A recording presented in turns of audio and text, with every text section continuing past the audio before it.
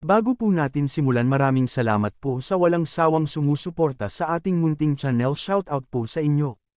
At sa mga hindi pa nakasubscribe dyan, pakipindut nyo na ang subscribe button at bell icon upang lagi kayong update sa aking mga nilalabas pa na mga video. Maraming salamat po. Nagsisimula ang ating kwento sa Doka-Ebi. Sinabi ng Doka-Ebi na ito ay kaakit-akit. Kung ano ang nangyari sa mundo dito.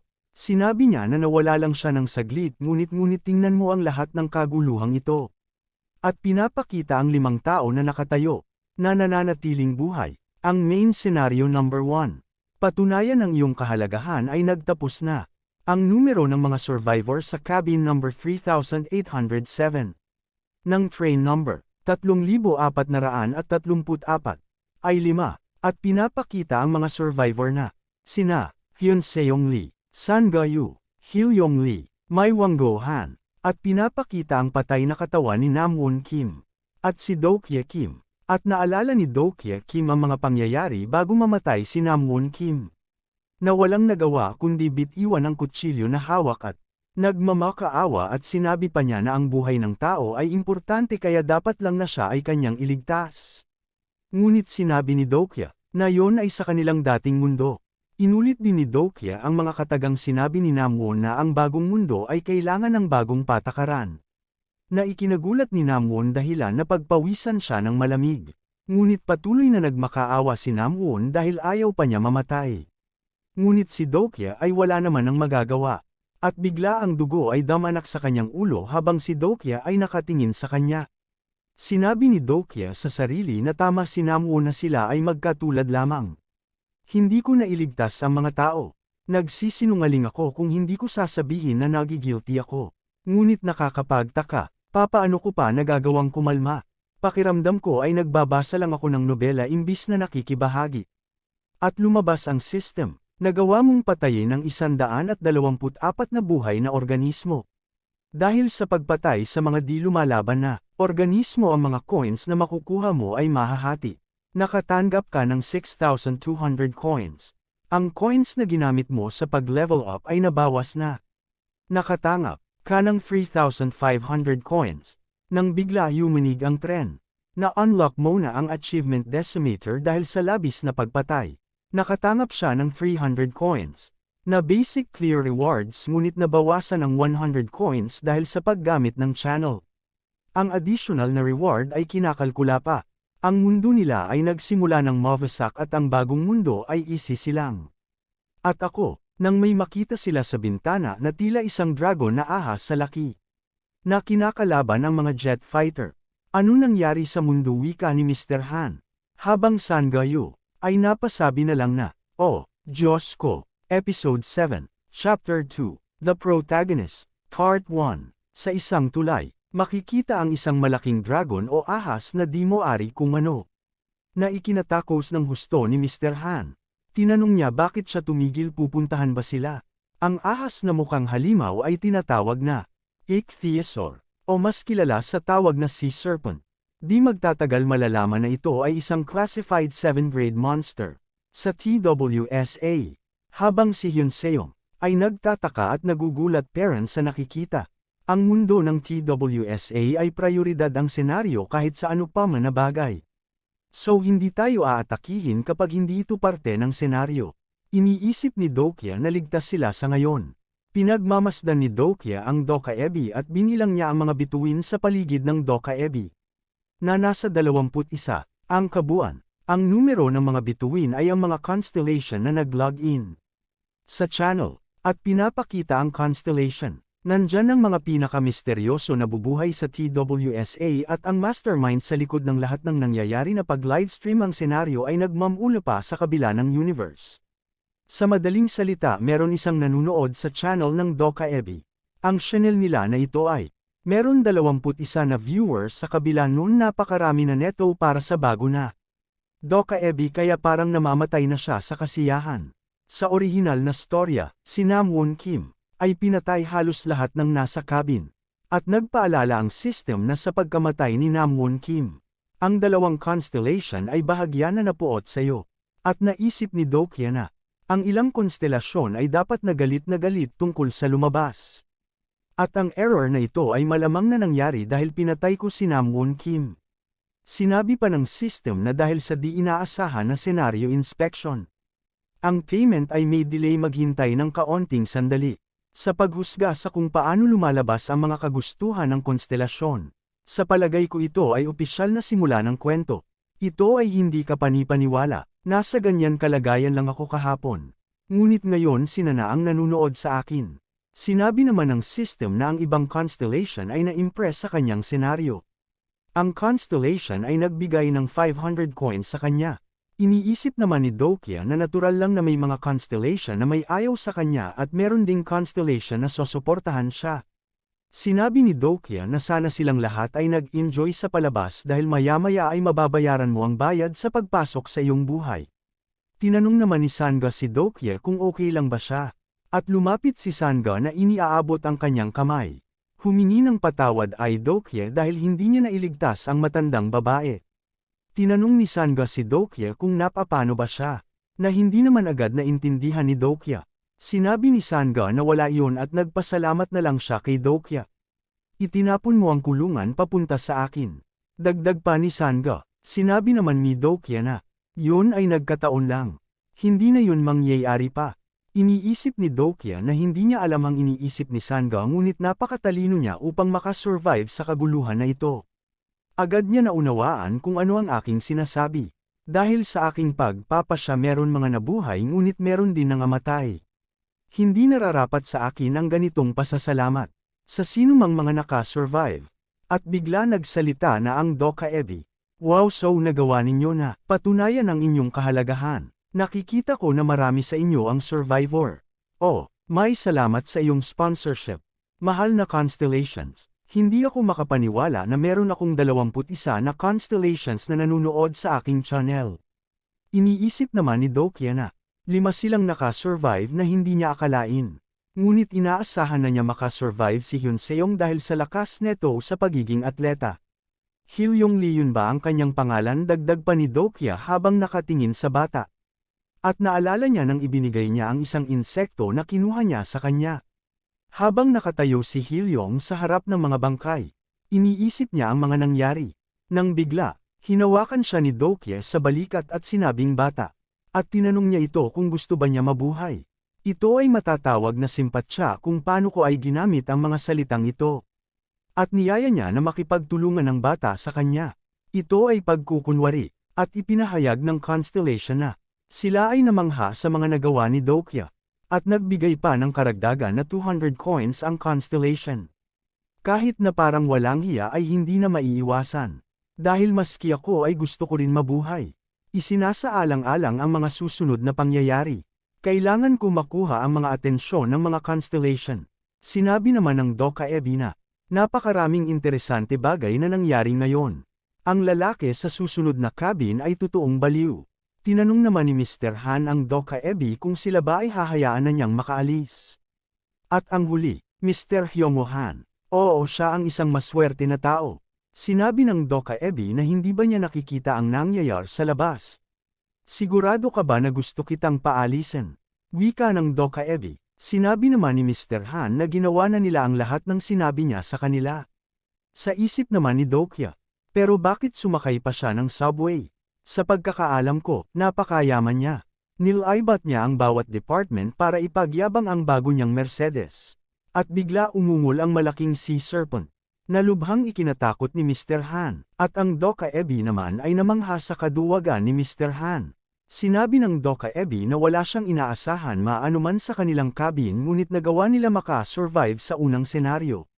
Napamura na lang si Dokia sa kanyang isipan at iniisip na ang tingin lang sa kanila ay tipaklong lang. Sinabi naman ng Doka Ebi na ang lahat na pinaghihirapan ay nararapat lang na gantimpalaan. Ang reward para sa first scenario ay kwalipikado na sila upang maging sponsor ng mga constellation.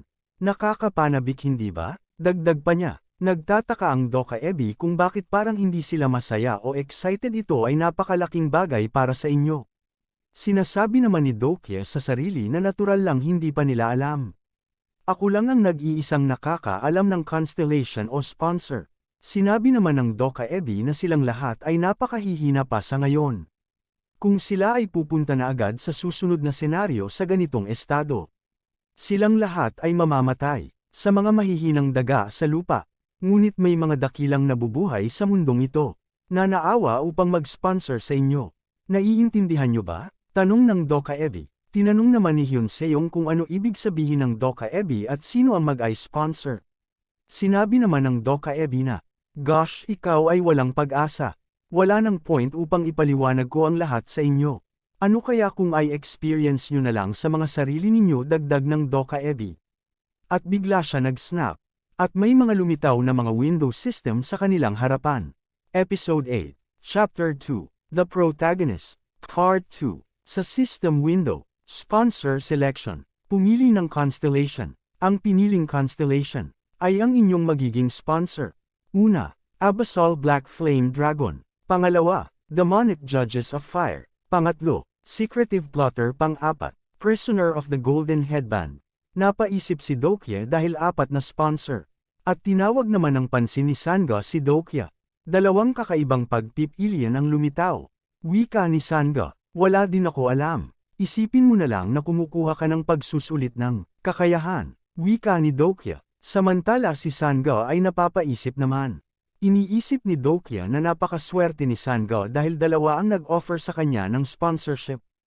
Ang isa nagbibigay ng suporta ay ang mga constellation. At ngayon, sponsor selection. Isa sa pangunahing event sa TWSA na nagsimula na. Ang sponsor selection ay isang system na kabilang ang mga constellation na nanunood na direkta sa mga channel ng Dokaebi. Pumili ng taong gusto nila bilang kanilang pagkakatawang tao at i-sponsor sila. At sa aking kaso 4 na constellation ang gustong i-sponsor ako bilang kanilang pagkakatawang tao. Ngunit ang mga constellation ay hindi nila ipinapaalam ang kanilang totoong pangalan. Maliban sa protagonist ng TWSA na agad ay may 5 pagpipilian. Ang 4 na numero ay maliit na bilang parent sa isip ni Dokya, gamit ang mga pahiwatig sa kanilang palayaw, tulad ng Abyssal, Demonyo, at Hardin. Dapat nating subukang tukuyin ang kanilang mga pagkakakilanlan. Sa bagay napakasimple lang neto sa isang reader ng TWSA. Katulad ko, at sinubukan na ni Dokya ang una, The Abyssal Black Flame Dragon. Siya ay napakalakas na nilalang na nanguna sa constellation group Black Cloud. At kung sasabihin ko ang kanyang totoong pangalan nito ay napakahaba. Ang pagkakatawang tao ng sponsor na ito ay tumatanggap ng karagdagang tulong sa kanilang antas ng kapangyarihan.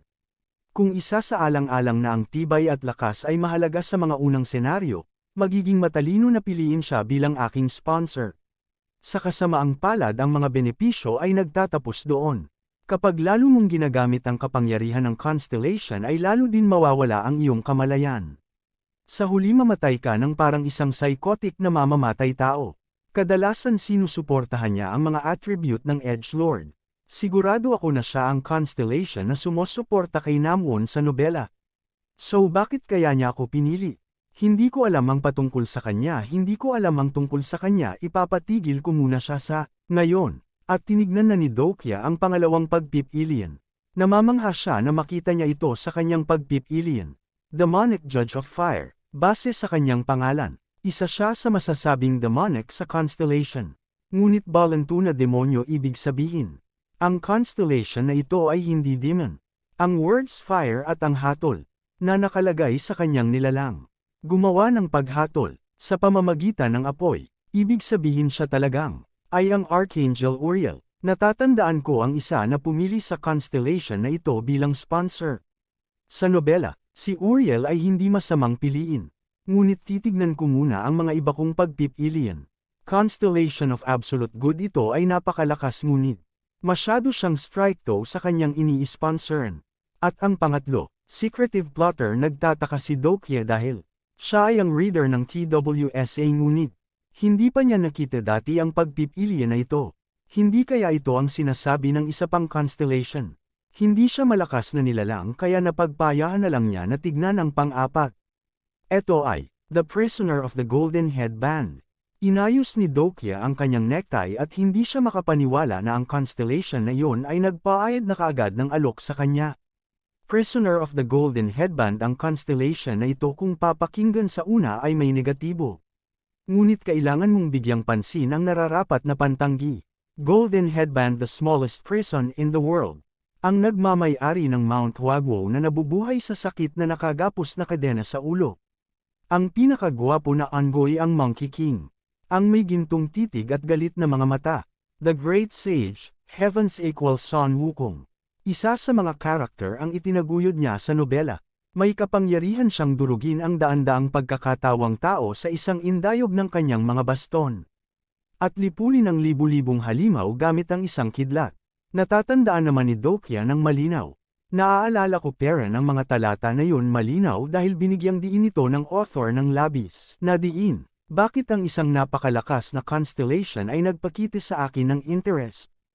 Naisip naman ni Dokya na kung ang The Great Sage Heavens Equal ang kanyang pipiliin bilang sponsor. At pinapakita silang lima na tila hirap sa pagpili. Tinanong ni Dokya ang kanyang sarili, na kung magagawa ba niya na talunin siya. Na tila may isang tinutukoy. At tumunog na ang system na nagpapahayag na ang sponsor selection ay natapos na. Tinanong sila ng Doka Ebi kung tapos na ba sila sa pagpili. Habang tumatawa sinabi pa niya na tila ang iba ay may kanya-kanyang interesante na pinagpilian. At marami pang mga oportunidad na darating dagdag pa ng Doka Ebi. Ngayon ang lahat ay tapos na sa pagpili ng mga sponsor. Mag-break muna tayo para sa susunod na senaryo. At kailangan ko muna umalis. At maglito na lang daw sila paglipas ng 10 minuto. Habang pinagmamasdan ni Dokya ang Doka Ebi na paalis. Sinabihan niya ang kanyang mga kasama na magtipon muna. At nagpakilala si Hyunseong kay Dokya.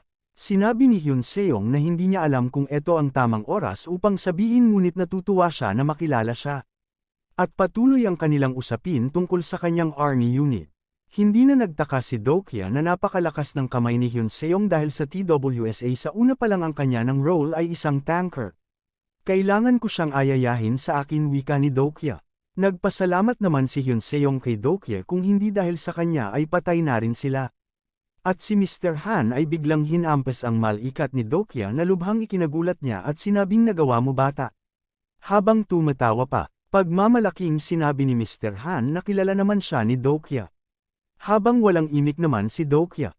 Di nakatiis si Dokya binangit niya ang buong pangalan ni Mr. Han.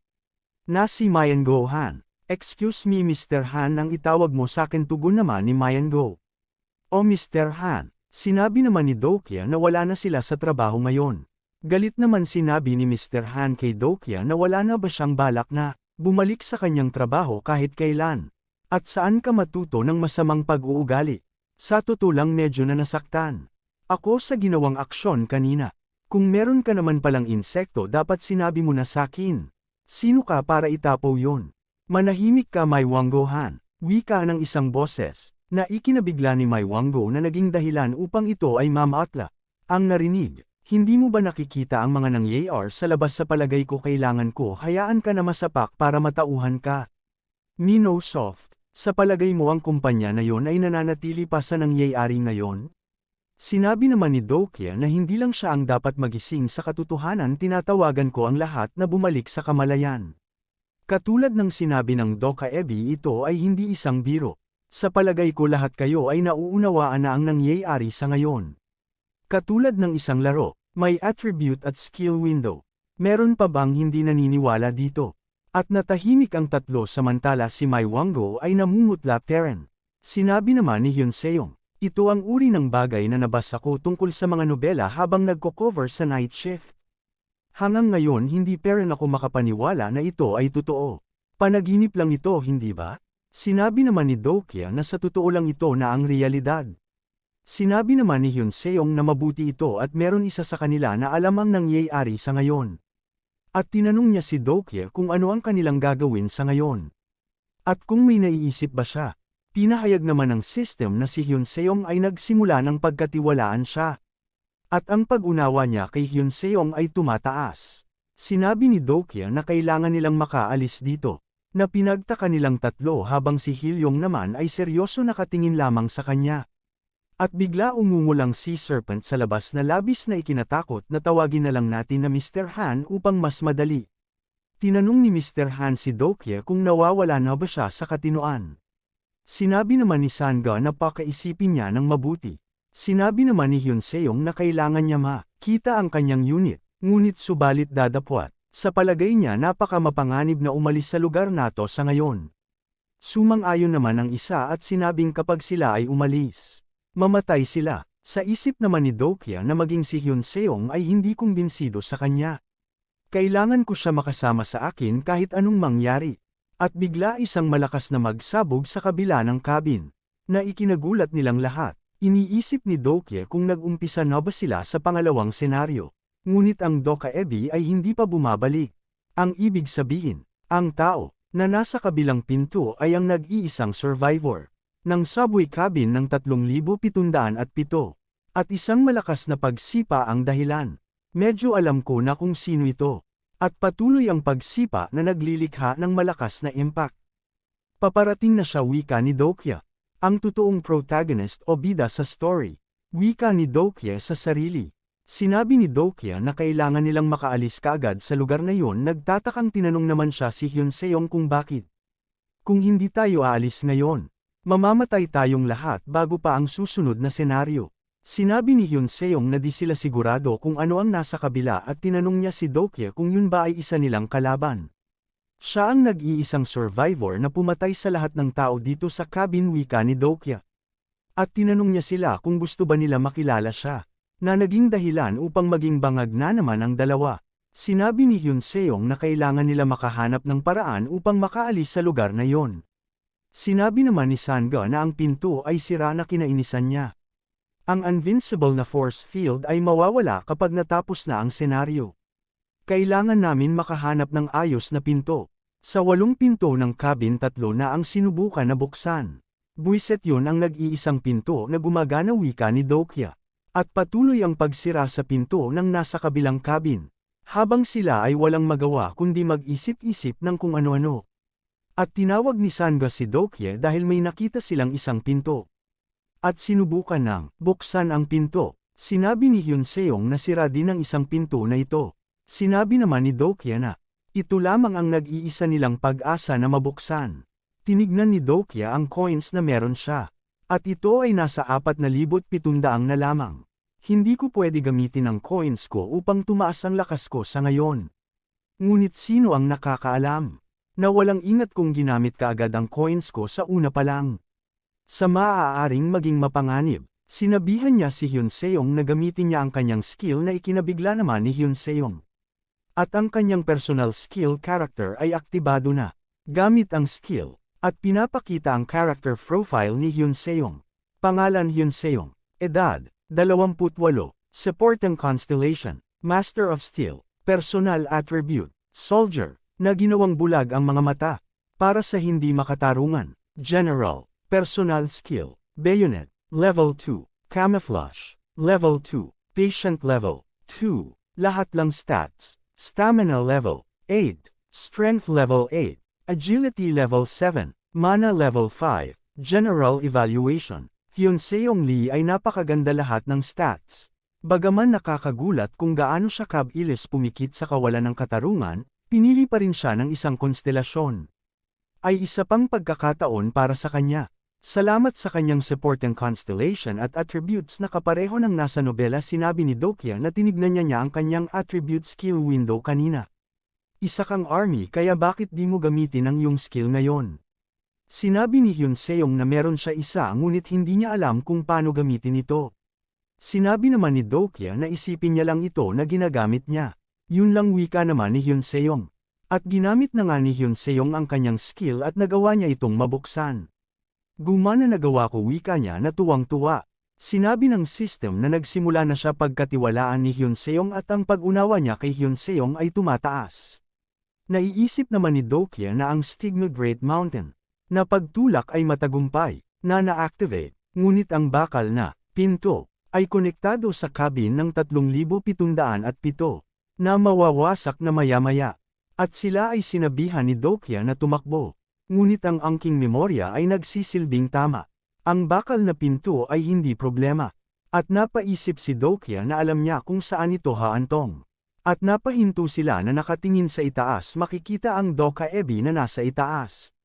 Sinabi ng Dokaebi na sinabi niya sa kanya na manatili dun. Naiinis ang Dokaebi dahil hindi pa niya naihahanda ang susunod na senaryo. Galit naman sinabi ni Mr. Han kay Dokya na dapat nanatili na lang muna sila sa loob. Sinabi ng Dokaebi na wala na siyang pagpipilian at napakaswerte nilang mga tao. At ang pangalawang senaryo ay dumating na lumitaw sa kanilang harapan ang mga status window. Sub senaryo, pagtakas, category sub, difficulty E, ay clear ang kondisyon na makalagpas sa kabila ng tulay, na nagko-collapse at pumasok sa Oxu Station. Time limit, 20 minuto, reward 200 coins, parusa sa pagkabigo, question mark. Alam ko ito wika sa isip ni Dokya. Sinabi ni Sanga kay Dokya na meron siyang nararamdaman na hindi maganda. Di ba sinabi ang tulay ay guguho na? Sinabi naman ni Dokya na wag na niya itong isipin at tumakbo na.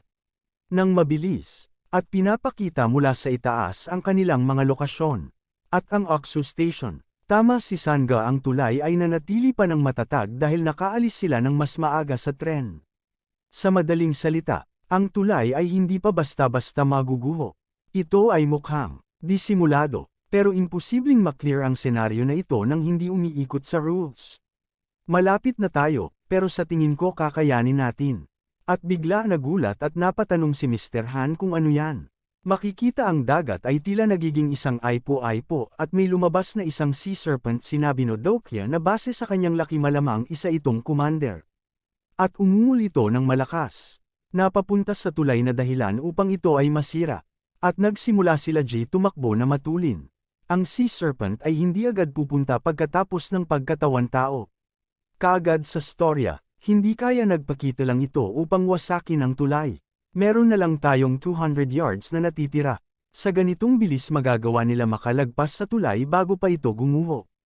Ngunit sinabi ng Dokaebi na hindi masaya ang laro kung hindi ito mahirap, hindi ba?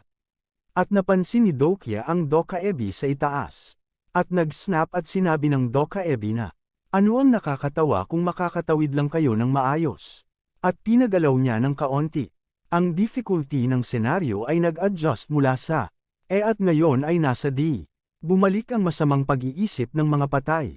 Ang itim na ether ay tumataas mula sa nakapaligid na lupa. Makikita ang mga nangamatay ay tila nagkaroon ng mga buhay upang bumangon. Zombie wika ni Sanga habang tumatakbo. Nabuhay na muli ang demonic being. At si Haiwanzan at Hilyong ay nakatawid na sa Oxu Station. Dokya sigaw ni Hyunseong, habang si Dokya, Sanga at Mr. Han ay napapaligiran ng mga zombie. At sina Dokya isang malaking anino na tumakip sa kanila. Sinabihan ni Dokya ang kanyang kasama na Mapa, dahil ang sea serpent ay inatake ang tulay.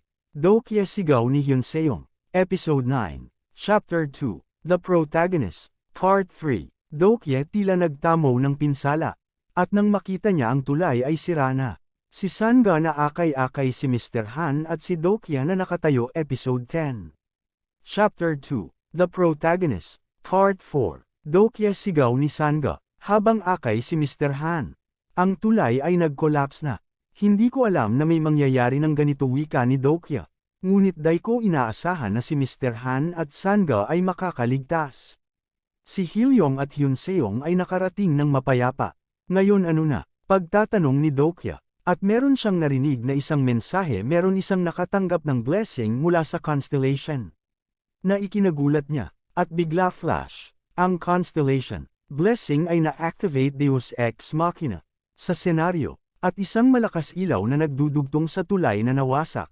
Deus Ex Machina. Tulay na kahit ilang numero. Ang tulay na liwanag ay nilikha ng blessing ng constellation, na pwede makatawid ang ilan dito. Ang tulay ay pwede mag-collapse kapag napakarami sumusubok na tumatawid dito. Sinabi naman ni Sanga na ang bagay na ito ay nasa kanyang isip kanina lang. Na pinagtaka ni Dokya. Deus Machina, ang kapangyarihan na hinahayaan ng constellation, na direkta na makialam sa senaryo sa malaking halaga. Nagawa ba ni Sanga na maging isang support ng constellation? Upang makialam upang mailigtas siya. Ngunit ang ganitong pakikialam ay napakapambihira sa TWSA. Anong klaseng constellation ang nagsusuport sa kanya?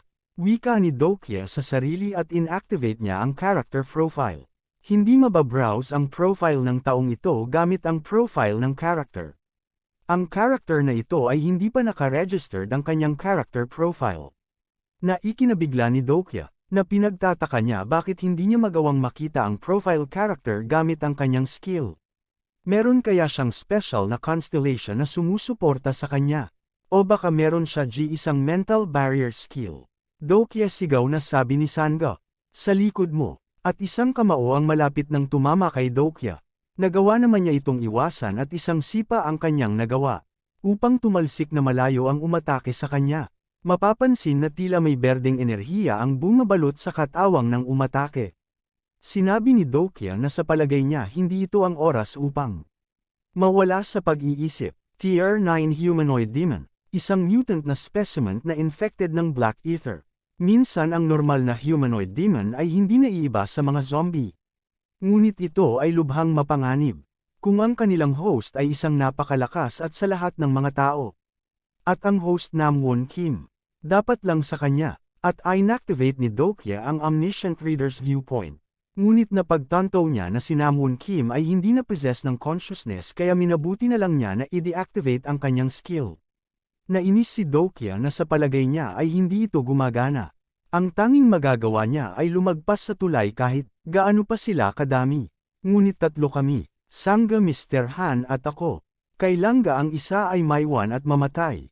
Ngunit nabasa lamang na sa pamamagitan lamang ng pantay na bilang ng mga tao. Sinigawan ni Dokya si Sangga. Ngunit si Mr. Han na ang nagbubuhat kay Sangga. Na ikinagulat ni Dokya, kaya ito napanganga. Ang sasabihin sana ni Dokya ay sa isip na lang niya sinabi ngunit tila naintindihan naman ito ni Mr. Han. At tumakbo na si Mr. Han buhat si Sangga habang sinisigaw ang pangalan ni Dokya. At iniwanan niya nga ako wika ni Dokya sa sarili. Sinabi ng system na ang constellation na secretive plotter ay namang-aha sa kanyang katangahan. Sinabi naman ng demonic Judes of Fire na namamangha siya sa kanyang pagiging hindi makasarili. At nakatanggap siya ng 100 coins. At si Mr. Han na parang kabayo na diretso lang ang tingin at takbo. Habang si Sangga ay nagpupumiglas. Kung hindi ako nagkakamali ang stigma na yon ay pagmamay-ari ng constellation na si Limpang Trickster wika ni Dokya. Napakatanga ko talaga wika ni Dokya na napangiti na lang. Dahil ba isa siyang character na hindi lumabas sa TWSA? Sa totoo lang ano sa palagay mo? At bigla sumigaw ng malakas si Namwon Kim. At sumugod silang lahat kay Dokya pakaisipin mo hindi ako makakalagpas sa tulay na mag-isa. Ano kaya kung kumuha ako ng isang demon upang makatawid sa tulay? Hindi kaya ito gagana, 15 minuto na lang ang natitira bago matapos ang senaryo. O magandang yung pinapakita wika ng Doka Ebi na nanunood mula sa itaas. Sinabi pa niya na meron mga constellation na nag-bless para sa nakakaawang katawang tao na ito.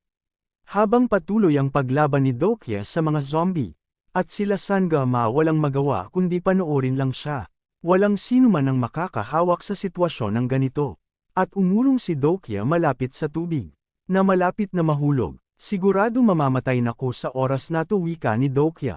Naiinis siya dahil isang combat skill lang ang kanyang nagagamit. At bigla lumabas ang Windows System, Personal Skill Bookmark Activated. Wika ng system na ikinagulat ni Dokya. Bookmark. Pagtataka ni Dokya. Activating available bookmark slots 3. Loading the list of bookmark. Na maaaring i-activate. List of bookmark character 1. Delusional Demon Namwon Kim. Pagkakaintindi. 25. Pangalawa. Steelblade Hyunseong Lee. Pagkakaintindi. 35. Ngunit ang pangatlo ay bakante pa. Nabasa ko hanggang 3,000 episodes ng TWSA. Ngunit hindi ko nabasa ang tungkol sa skill na ito. Ngunit katutubo pa rin naiintindihan kung kanino ito gumagana. At inactivate ni Dokya ang bookmark number 1. At pumasok sa kanyang isipan ang mga ginawa ni Namwon Kim. Activating bookmark number 1. At meron lamang siya 1 minuto na gamitin ito sa dahilan ang bookmark na skill ay nasa level 1 pa lamang. Mababa ang iyong pangunawa sa karakter kaya bahagyang na-activate ang mga kakayahan ng karakter. At inactivate niya ang skill na Grimdark Awakening level 1. Sa pagsugod ng zombie na si Namwon. Tila may isang projector na katauhan niya ang lumitaw sa gilid ni Dokya at mabilis lang niyang tinalo ang zombie na Namwon Kim. At napasigaw ng malakas ang zombie. At sinasabing ayaw niyang mamatay. Habang lumalabas ang dugo sa kanyang lig. At tila naulit muli ang pangyayari bago siya mamatay, makikita si Dokya habang ang liwanag na kamukha ni Namwon ay bahagi ng kanyang skill. Sinabi ng system na ang pagkaunawa niya kay Namwon at tumataas. Sa sub-senaryo meron na lang siyang 10 minuto at 11 segundo. Na natitira, makikitang pagod na si Dokya. At patuloy pa rin ang pagdating ng di mabilang na mga zombie. Sinabi ni Dokya na siya ay nahuli ngunit sigurado siya na darating siya sa anumang sandali. At pinapakita ang isang individual na lalaki. At isang malakas na pagsabog ang nangyari sa likuran ng mga zombie. Na kumuha ng atensyon ng mga zombie. At naglalakad ang isang lalaki. Habang pinapakita ang mga patay na zombie sa kanyang paanan. Nandito na siya, wika ni Dokya, at dyan po muna nagtatapos.